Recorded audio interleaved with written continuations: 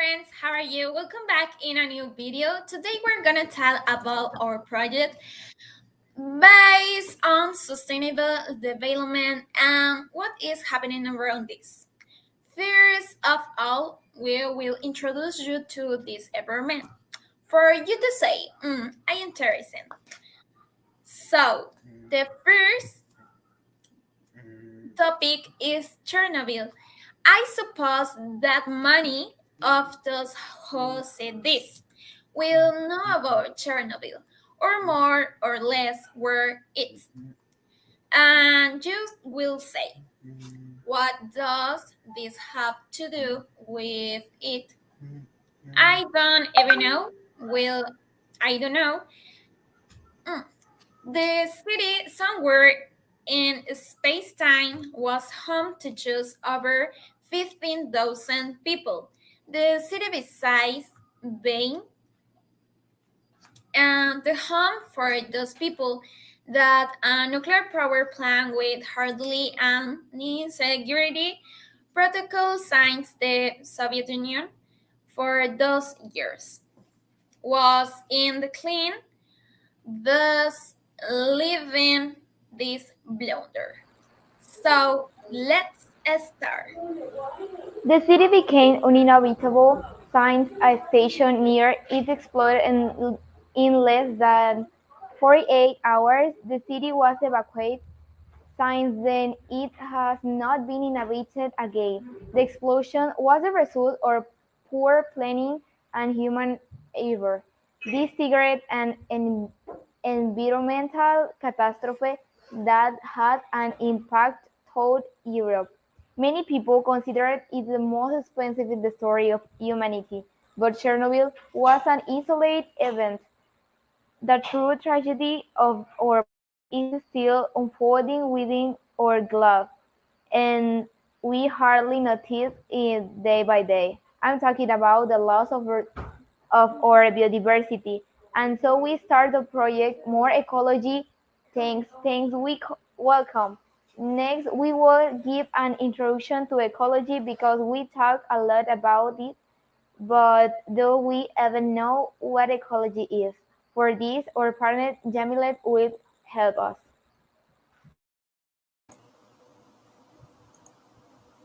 The ecology is a branch of biology that studies the relationships of different living beings with each other and with their environment. In this way, we understand by ecology the set of global and how they coexist with each other, either by ecosystems, biomes, or even social constructs. And what is biodiversity? The biodiversity is the variety of living beings on Earth. It encompasses approximately 88 million species on the planet, the ecosystems that house them, and the genetic diversity among them.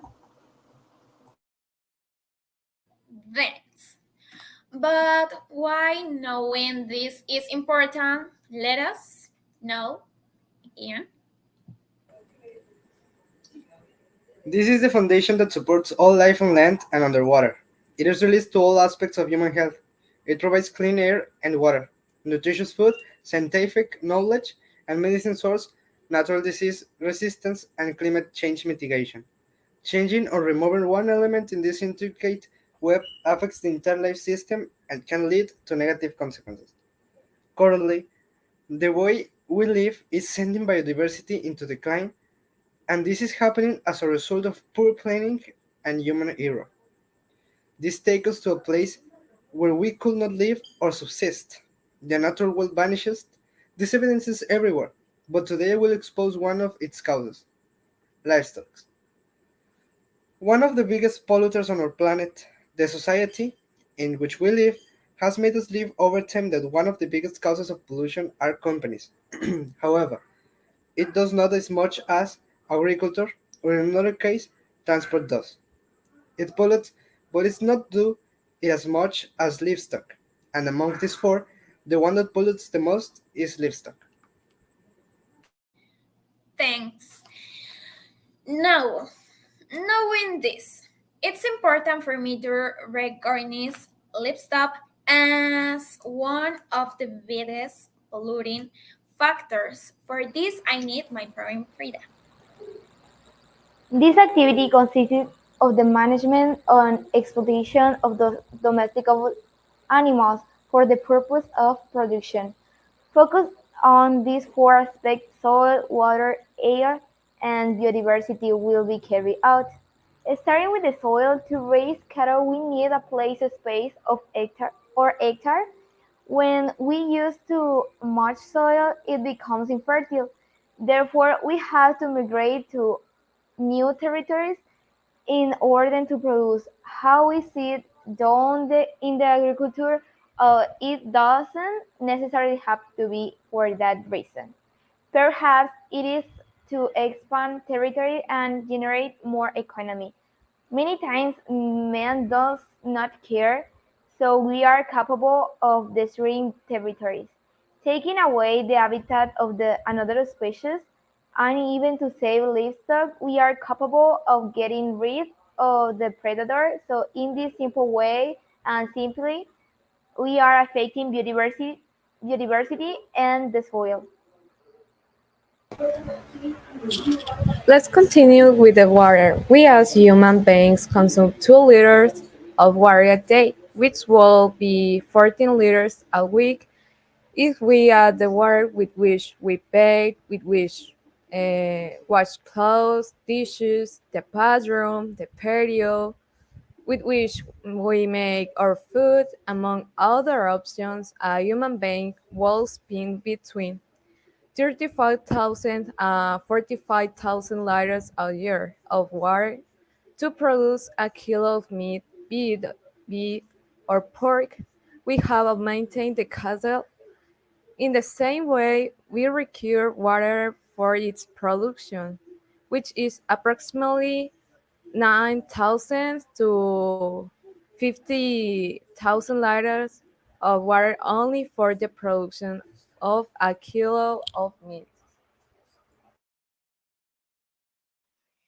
Let's go with the air. Livestock, like any human being, deserve fish which produce carbon dioxide, which is direct or sent to the atmosphere, and they will say what has to with it.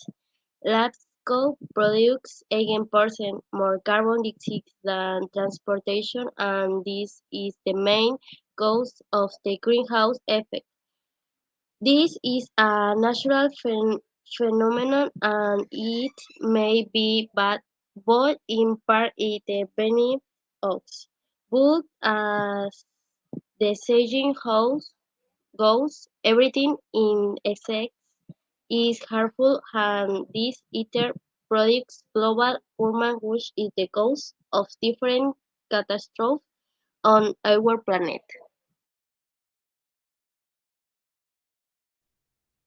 What is the global warming? It consists of an increase in the temperature of climate system.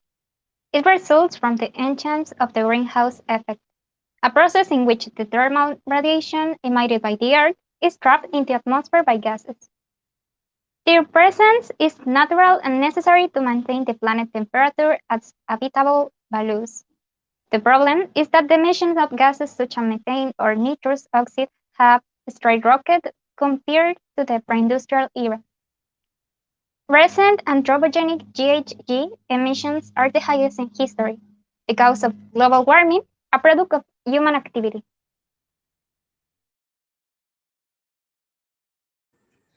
Now, what's the impact? Human activities have significantly altered three-quarters of the land surface and two-thirds of the ocean between 2010 and 2015. Alone 32 million hectares of forest disappeared. And in the last 115 years, the coverage of living coral reefs has been reduced by half. Glacial ice is melting at extraordinary rates as ocean acidification grows, a threat to the productivity of the seas. Wildlife species are disappearing 10 to hundreds of times faster now than in the last 10 million years. and within the next decade, one in the four known species could become extinct. We are on the verge of mass extinction, and if we continue on this path, the loss of biodiversity will have serious consequences for humanity.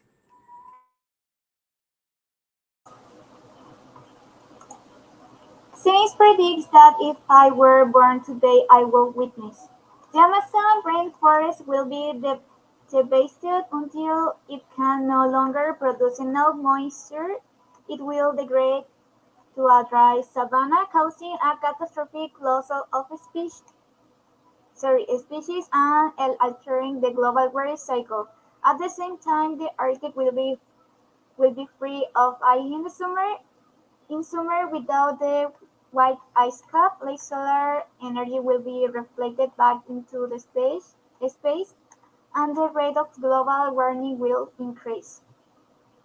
Throughout the north, frozen soils will melt, releasing methane, a greenhouse gas much more powerful than carbon dioxide, accelerating the rate of climate change drastically.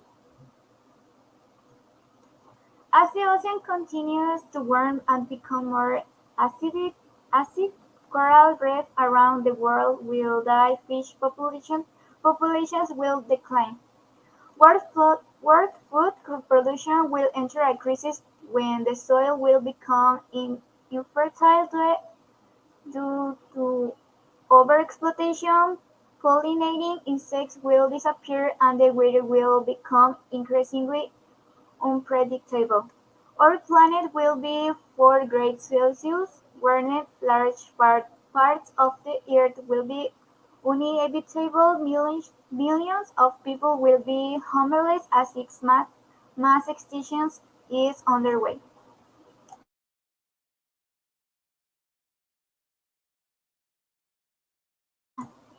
Remember, 10,000 years ago, as cadres and hunters we lived a sustainable life because it was the only option. All these years later, it is the only option again.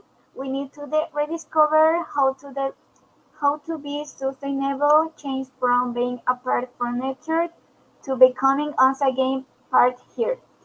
Finally, we will learn to work with nature instead of against it, be more sustainable. Sustainable. Sorry. Okay.